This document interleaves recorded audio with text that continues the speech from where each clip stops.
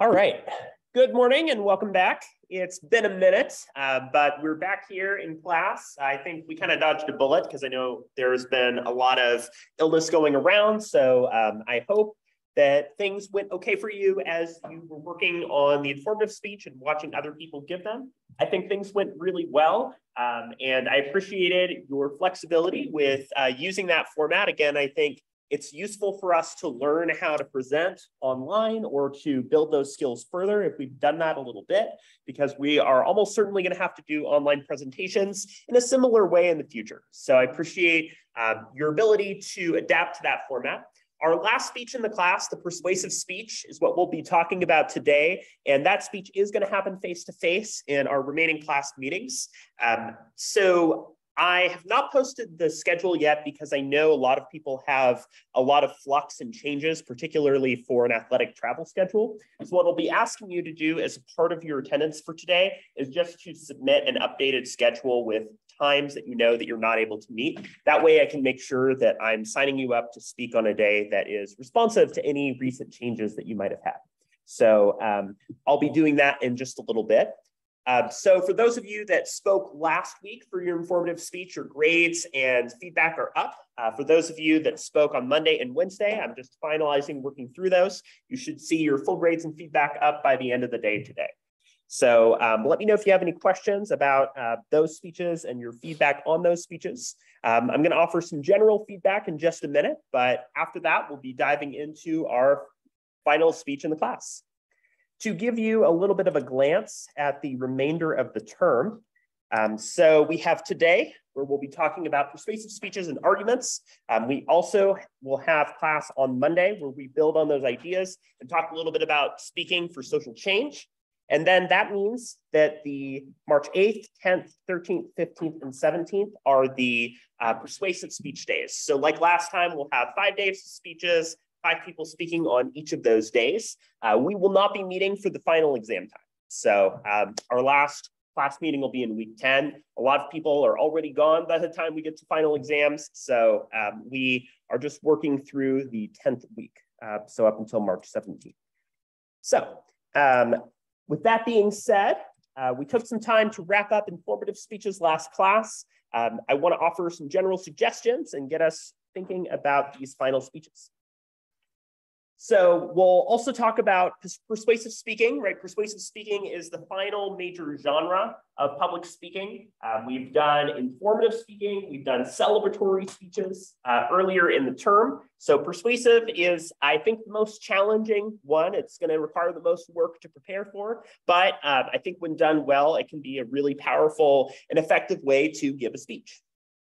So I want to take some time to note some general things that I noticed about the informative speeches, things that went well that you can double down on, and things that you can adjust as you're moving forward into your persuasive speeches or moving into other types of online presentations.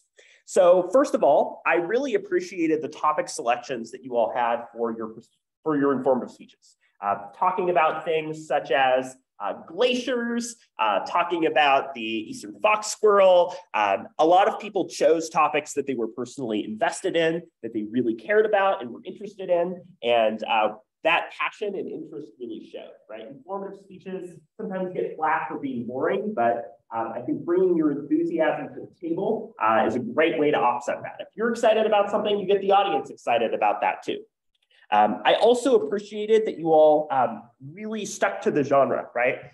Sometimes an informative and a persuasive speech kind of mix a little bit. So I appreciated that you focused really squarely on educating us rather than trying to make a structured argument to convince us to adopt a different belief, right? Knowing the difference between those and knowing when it's appropriate to focus on information versus persuasion is something that I think is really important to know going forward. And I also felt that overall, people did a great job of adding supporting content onto their main points, right? Using examples, using evidence, using visual aids and other components to enhance the speech. I thought added a lot of meat and content onto the speech in a way that really built off of what had been done before. So some things to think about and work on, some specific to presenting online and some more general. One thing is that Oftentimes when you're presenting with a visual aid or presenting online, it can feel like time is a bit more nebulous and it can be easier to go over time. You've probably been in a lot of presentations that went for a really long time online. So what I encourage is to really check, like time yourself, use a phone or have like a timer in the corner as you're working through, because oftentimes we go a lot longer than we think we do in online presentations. So I encourage you to really try to focus on getting those things down, since it can be harder to get people's attention and interest online, really trying to get things as crystallized and pared down as you can for the time constraints that you have. I think is really important. There were a number of speeches that went over time, some in like the 8.5 range and others up to 10 minutes. So be careful about your use of time in these kinds of speeches when you're presenting online. I also encourage, a lot of people were able to use tech well, but I really encourage you to do a tech check ahead of time. I gave the option to join the Zoom room ahead of time so that you could use that space and check in about how that worked, or use the option of testing out Zoom Link for yourself and creating your own room. There were some cases where folks were not able to share their screen or get material working. So I encourage you to have that and have a backup option, right? For example, sending the slides in advance so that the host is able to use those if something goes wrong, including captions when you're using a video. Those are things to continue to work on to make sure that you've covered your bases so that tech issues don't add to time when people are presenting online. Another thing that I think can be universally applied is working on verbal integration of sources from outside material. There's some speeches that did this effectively, but remember that you are including outside sources. And when you're including those outside sources, I encourage you to verbally cite and reference those sources. So you might say, the CDC in a report in 2020 stated that, right? So include the name of the source, and oftentimes including the year is a good way to add that content into your speech. Otherwise, we're not sure where you're getting that information from, and adding verbal citations as you're giving the speech is a great way to add to your main points. One last thing to think about is, while you don't necessarily have to do this, moving a little bit away from the camera and standing while you speak online can help your speech be a lot more dynamic, right? Giving yourself a bit more distance from the camera can allow you to gesture and present in a more dynamic way. So that's something to consider going forward as well. So general things I noticed about the informative speech. Again, I thought these speeches were overall doing a great job of providing us with information and insights. I think some things with the format, as well as continuing to work on how you're bringing in those outside sources, is a way to really enhance the content of the speech. So this brings us to the persuasive speech. So the persuasive speech is similar to the informative speech in terms of its length and in terms of its expectations for the outline and outside sources, right? So just like the informative speech, the persuasive speech is going to be 6 to 8 minutes long. It's worth the same amount of your grade as the informative speech. And I am asking that you include at least 3 outside sources, that you include through in-text citation within the outline, as well as works cited within the outline, and also to include within the body of the speech. Right, so make sure that you're including that incorporation of outside material to bolster your main points. This is especially important in persuasive speaking because oftentimes we find that people don't agree with us. People want to know where we're getting our sources from. Oftentimes people will make comments and claims that are inaccurate or not supported or not factual or intentionally misleading. So being able to trace the point that you're making to a source is a really good way to build credibility, make sure that people are able to trust you. So the focus here on a persuasive speech is about persuading, right? So the goal is that at the end of the day, your audience is moved, right? They have to take a leap.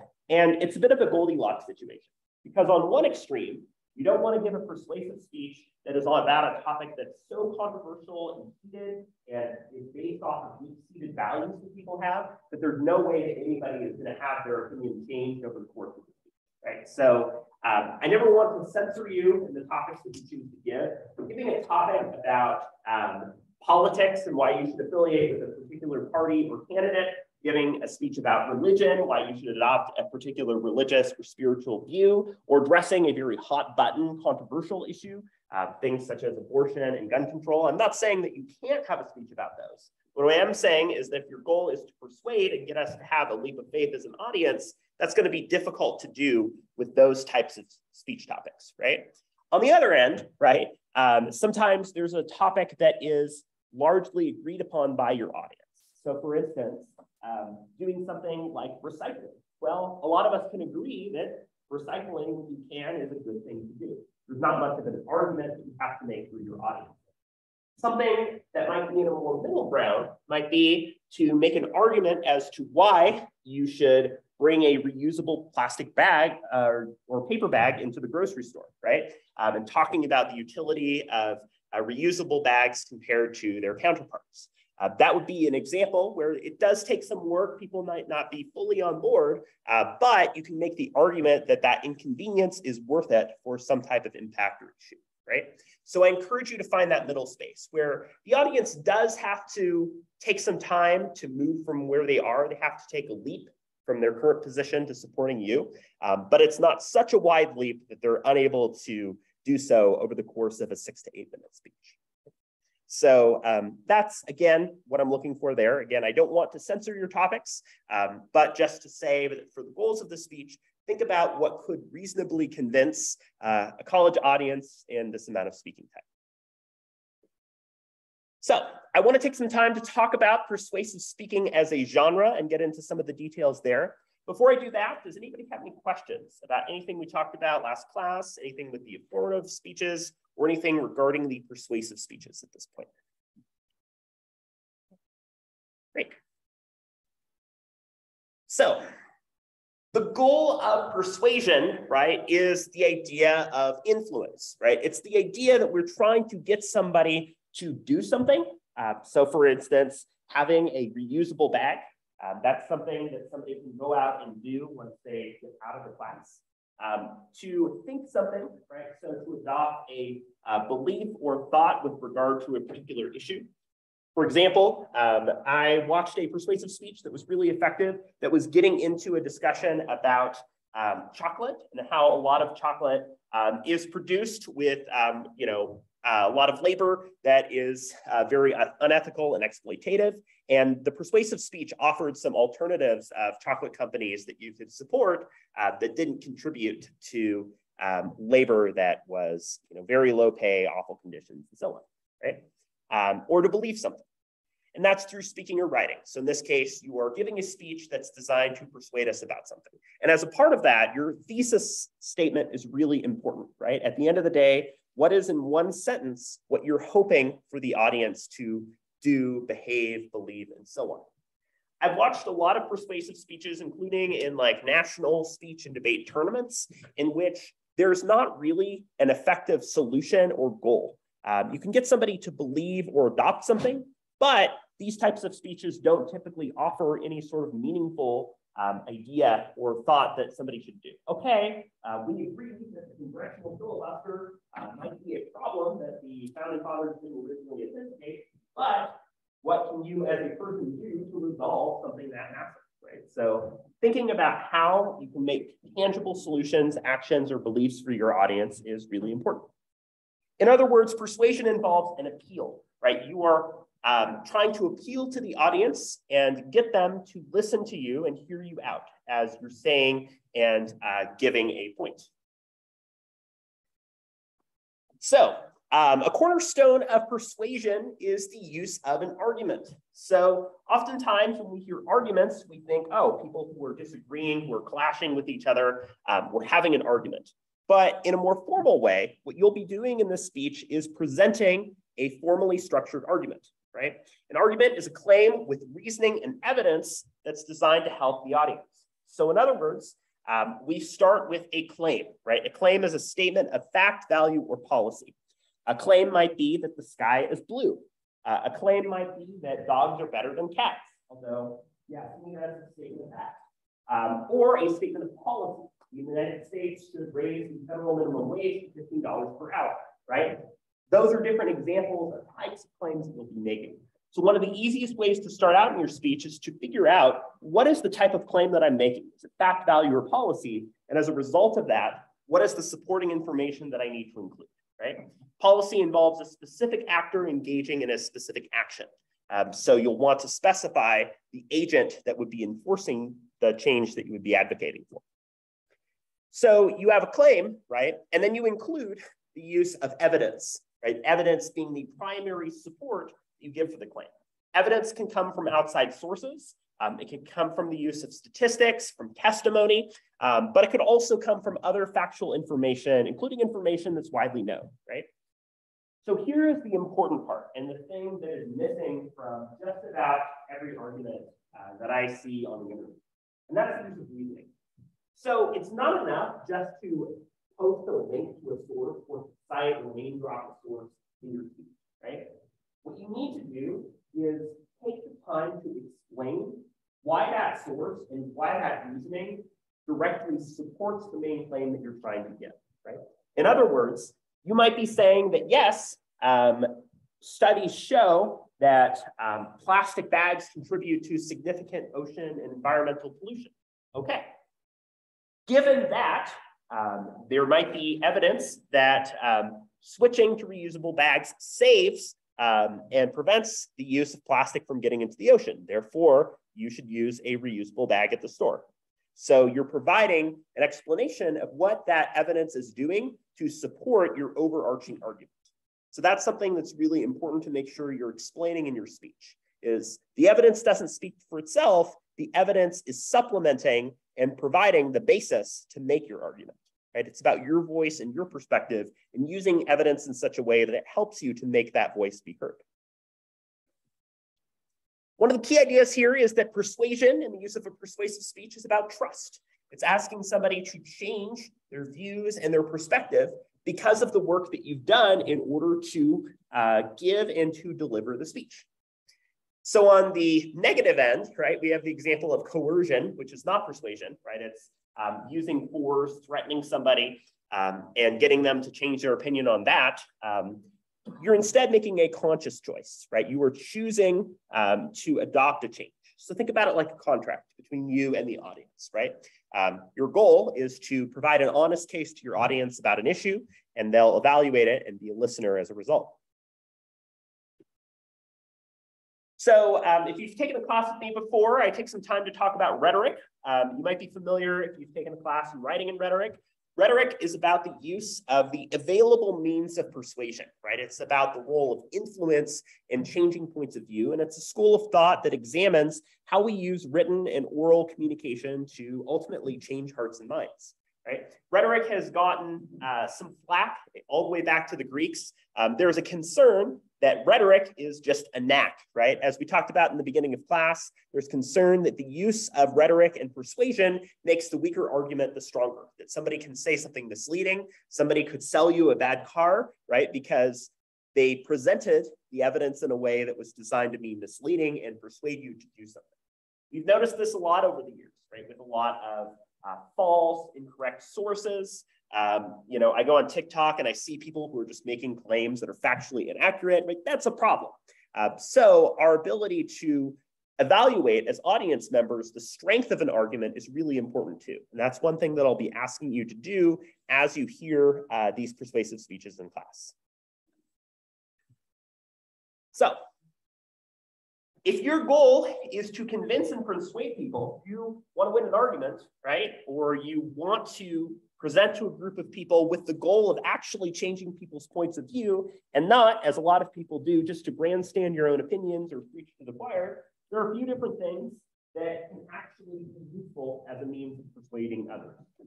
The first is by presenting people with reasoned and rational points. They have options, and those options are available to them. You were going in and you were talking about how everybody should go to Harvard, right? Well, there's a lot of economic privilege and other types of privilege that comes with being able to even consider going to Harvard, right? So that wouldn't resonate well with an audience of high school. But talking about how somebody can focus on developing good extracurriculars and being a well-rounded student that helps them for applying to college would be a good one, because making those choices would be within the realm of things that people could do.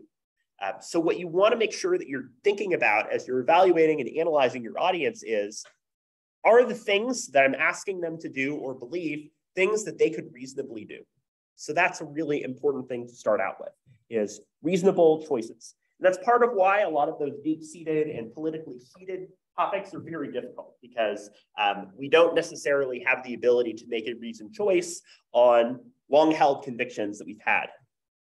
Changes in our best interest, right? So if you think about this, like frog in a boiling water, right? You're telling the frog to jump out, stop doing this thing, or start doing this thing that will help you significantly. Maybe you're talking about how, even as a college student, investing, even if it's $5, can be a good thing to do. So that change is going to benefit you in the long term, right? There is a bias toward the status quo, oftentimes, that we experience. That is, all else equal, people are more compelled to do things as they are now, right? Stick with how they've been going rather than change their patterns. We fall into patterns a lot. You have to have a reason to change what it is that we're doing. So if that change is beneficial to us, that'll be a good motivator for a good speech. And speeches that address an inherent human need. You want something, or you need something in your life, and this speech is going to show you how to get it.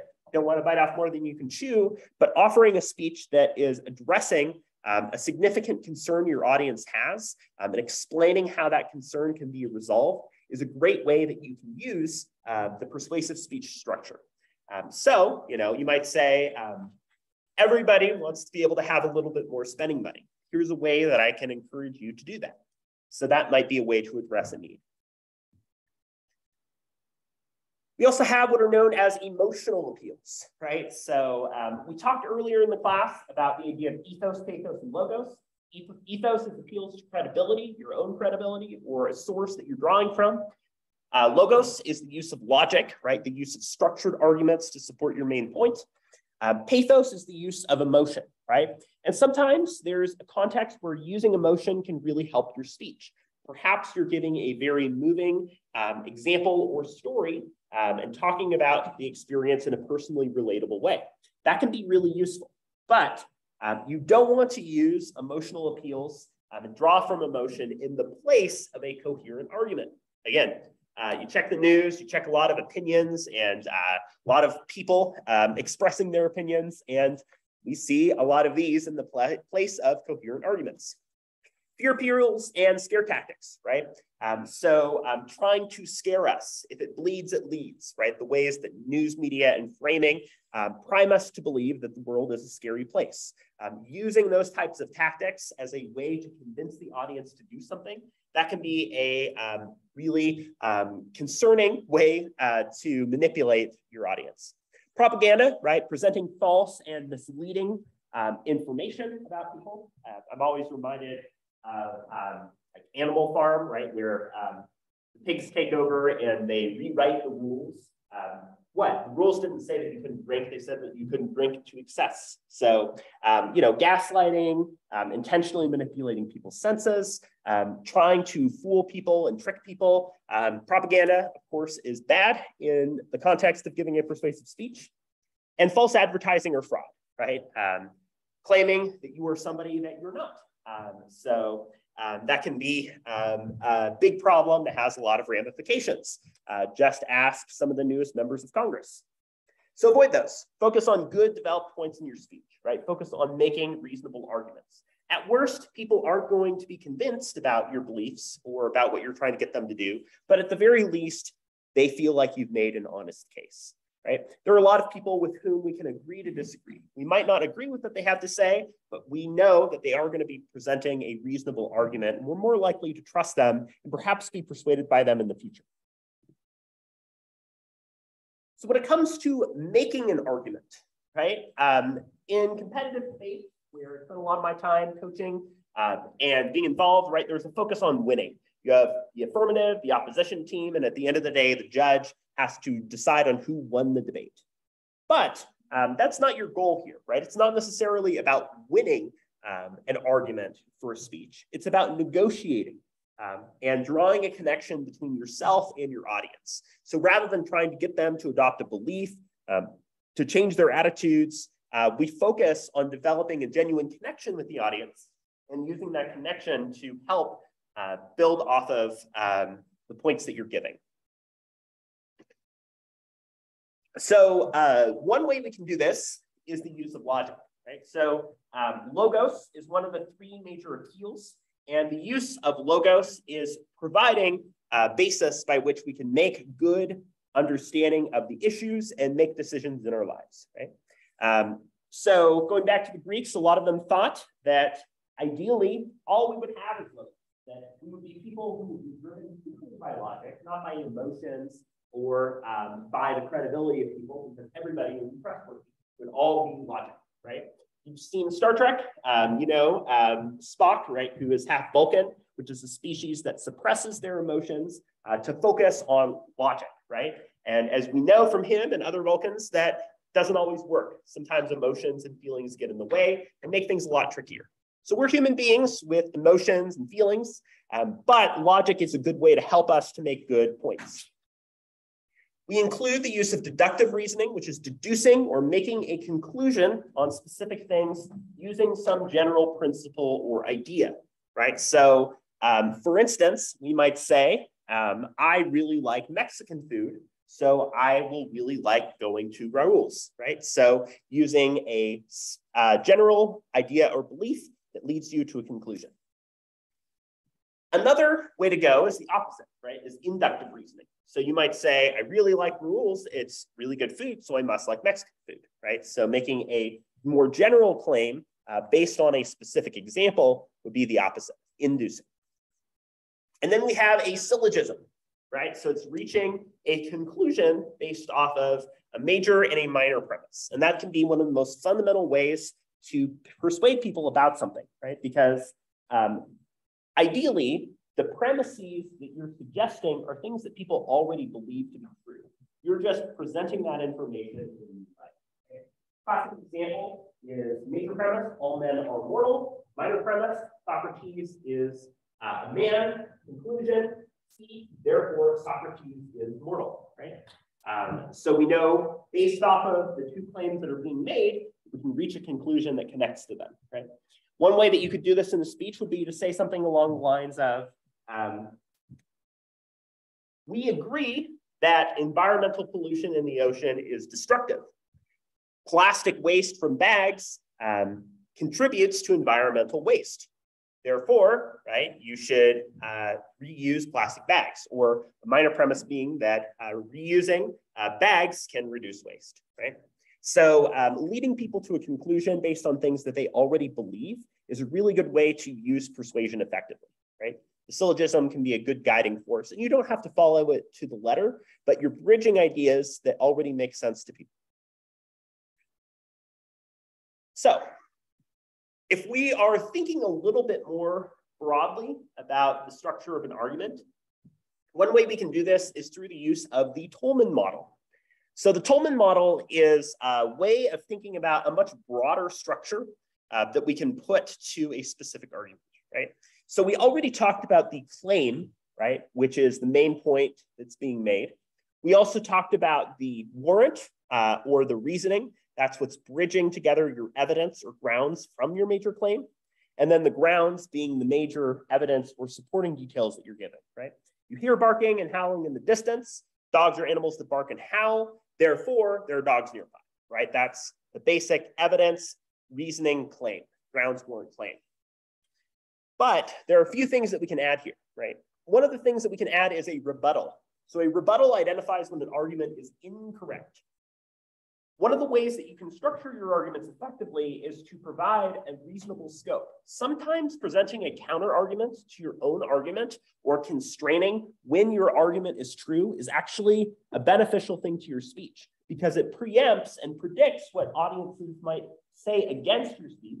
And it also shows that you are able to constrain when your argument is true. For example, reusable bags.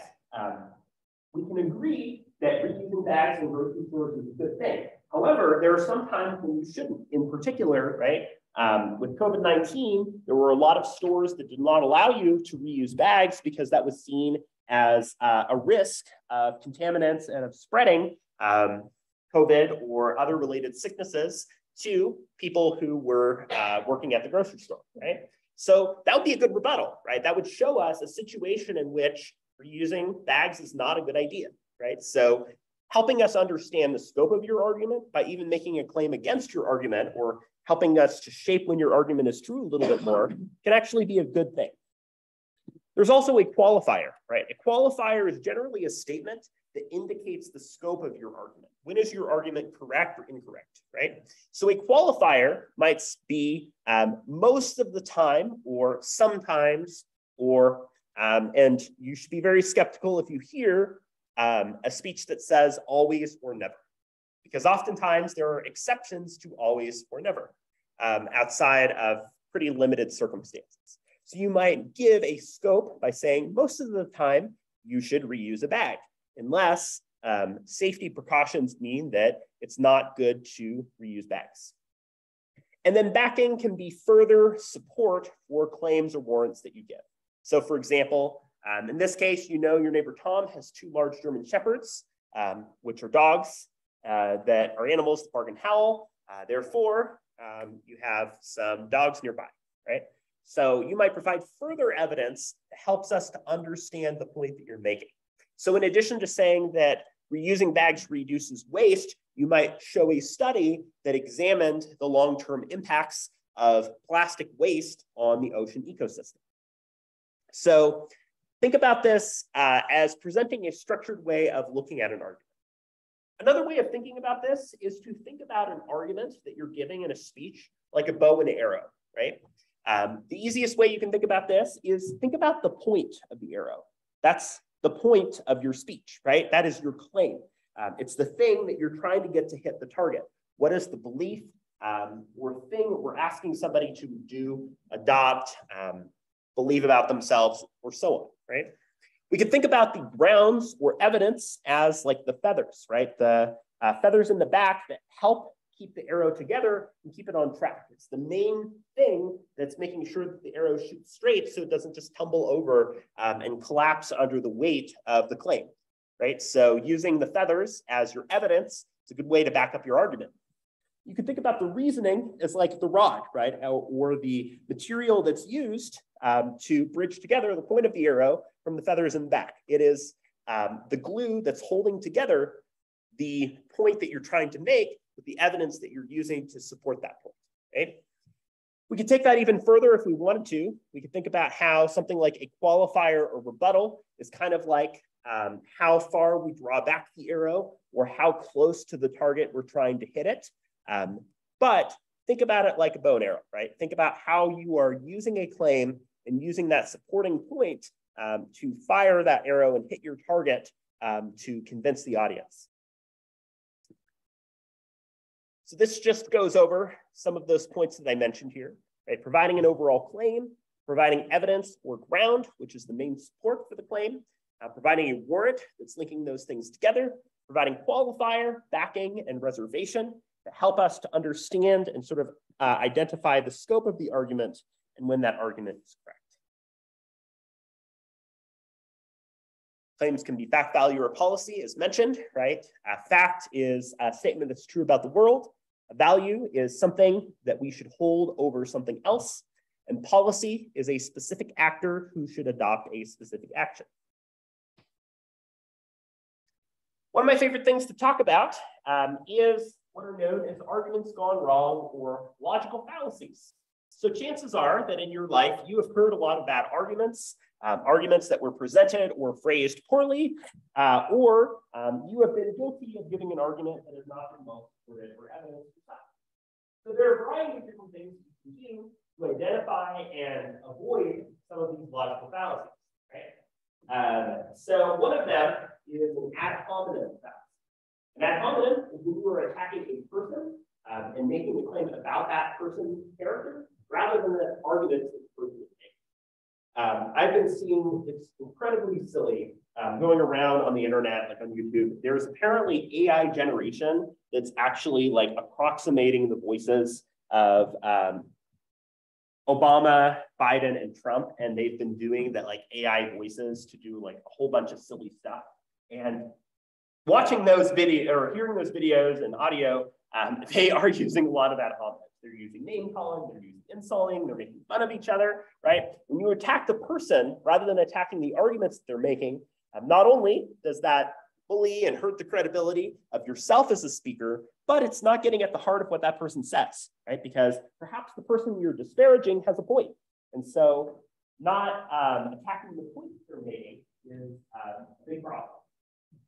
Additionally, we have a threat of violence, right? It's not threat and violence. That's not making an argument. An appeal to pity, as mentioned, right? You might think about like a sad dog commercial. Maybe it's like the ASPCA, they got like this footage of dogs in cages and it's incredibly sad and they have like sad music over it. That would be using pity to try to get people to make an argument in favor of something, right? Pity and the emotional impact can be a part of your point, but should not be in the place of the argument that you're making. There's also what's known as bandwagoning or appealing to popularity. Just because something is popular does not mean something is good or correct, right? So call this the hipster fallacy, but oftentimes we are drawn to believing things that might not be correct just because other people believe them or think that they're correct too, right? Or you play like the game of telephone where somebody tells you something is true and you believe it and it's not.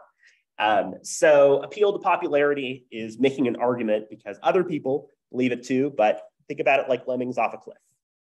Non sequitur is presenting something that's completely irrelevant to your argument and doesn't actually connect to it in any way. Again, you can think about this like question dodging. So if you watch something like a major public debate, that happens a lot when people have questions that they don't want answered. They try to turn it into something else or turn it into their own agenda items that they see as important. Red herring is when you are presenting a sort of false solution or conclusion to an issue, right? So you're diverting from the topic and trying to focus it elsewhere. We have what's known as the slippery slope fallacy. And again, this is one that you see all the time on the news, on opinion pieces, from a lot of people in positions of power, right? And the slippery slope fallacy says, if we do X, then Y will happen, then Z will happen, then this will happen, then this will happen. Think about it like you're on a cliff, right? And if you go down this part, you're going to slide down the entire cliff entirely. So just because you take one action does not mean that that necessarily cascades into taking further action, right? So you might say that we need to reuse our bags now because if we don't do that, then this will happen and this will happen and the entire world will explode, right? You get from point A to point Z without explaining why you got there or giving a good case. And then we have a straw person or straw man fallacy. And this is, again, one of the most common.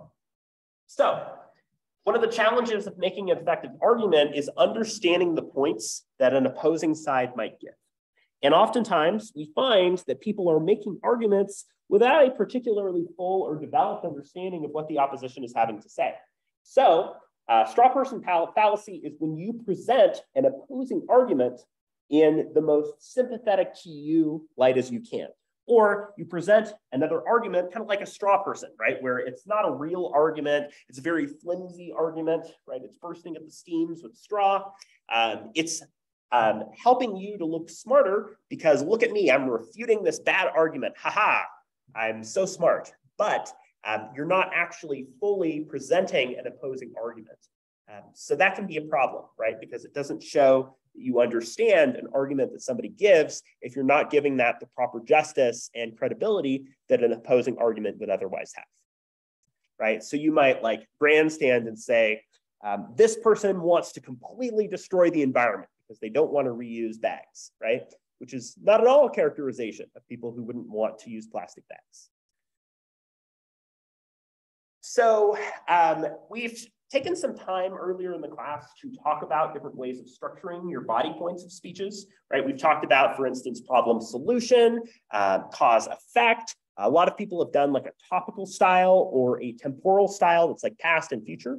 But I do want to present a couple other models that you can consider as you're structuring the main points of your speech. One of them is the idea of Monroe's motivated sequence.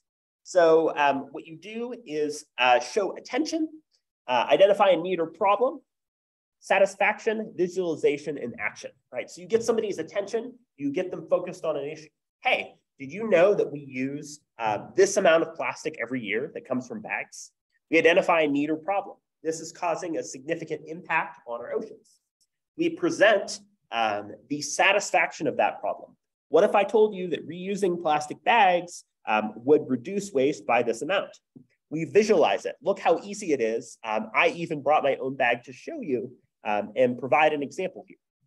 And then you take action, right? You show what the person needs to do. Perhaps you have a couple of reusable bags of your own that you want to give out, right? So that would be an example of how you use that sequence. You identify the issue, you help to really crystallize it, and it has to be presented as a problem for both you and the audience. If you're not on board that something is an issue that needs to be changed, or you need to adopt a new belief about a topic, I'm not going to follow you to the end, right? So spotlighting a problem, presenting a coherent way to address that problem, and helping us to act is a good way to do that.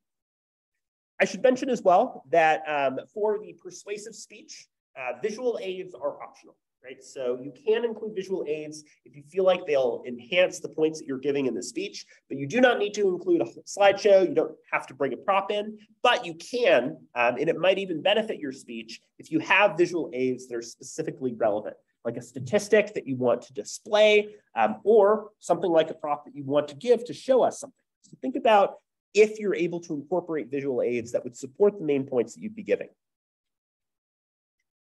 Problem solution is pretty straightforward. What is the problem? And what are the things that we can do to address the problem, right? So one way that you could add a third body point to the structure if you wanted to is to identify a problem, identify the causes of that problem, and then identify a solution if the problem is not easily understood. So for instance, the chocolate that we commonly eat is coming from companies that rely on exploitative labor to produce the coffee beans.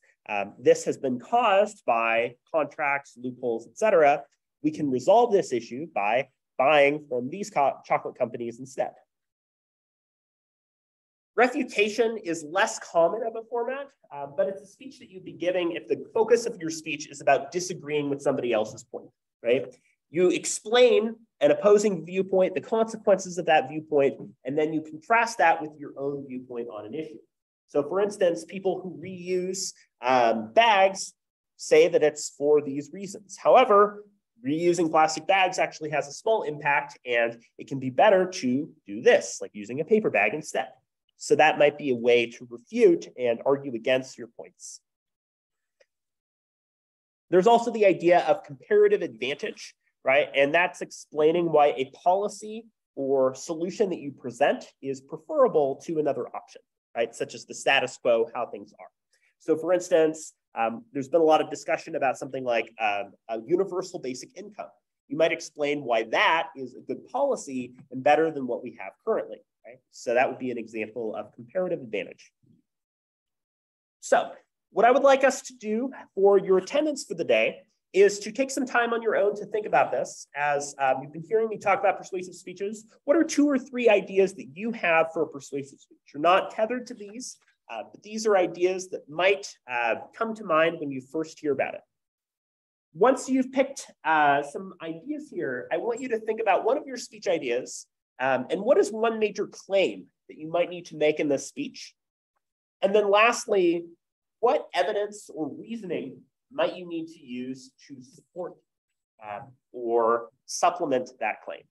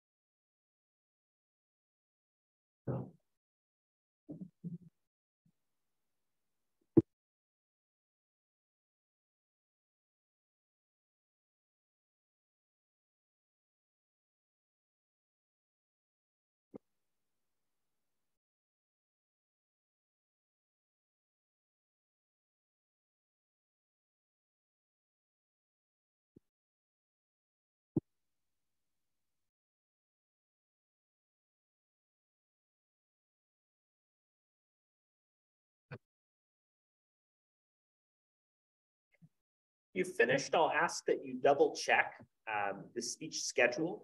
And if you have had any change to your availability, like a class that you will not be able to meet, that's a diversion from your original schedule and restrictions that you set at the beginning of the quarter, include that in your attendance or send that to me through email by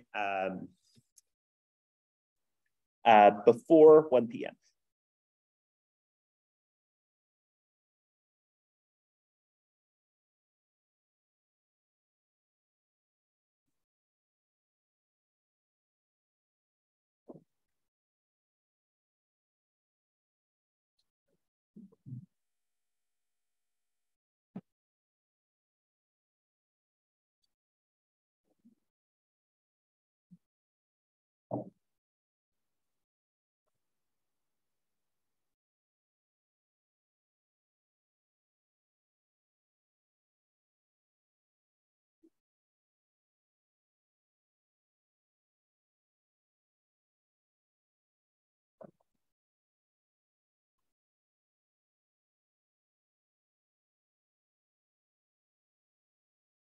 So again, double check the times for the persuasive speeches, which are March 8th, 10th, 13th, 15th, and 17th. If there is a day that you can't make that's a change from what you did in the original form at the beginning of the term, just let me know either in your attendance activity or by sending me an email by 1 p.m. today. And then I will be posting the full speech schedule for the persuasive speeches this afternoon. So to wrap up for today, we talked about some of the roles of persuasive speaking, what it's designed to do and how it can educate us and get us to be moved on an issue, and some of the different styles and structures of using persuasion in an ethical and meaningful way. On Monday, we're going to be looking at more examples of effective persuasive speaking, looking at some sample speeches, and talking about the idea of speech to achieve social, political, cultural, and other types of change. So please email or pass forward your attendance activity for the day. Again, please email me any additional scheduling conflicts that you have if you haven't already done so, and have a great rest of your morning. And I will see you again next week.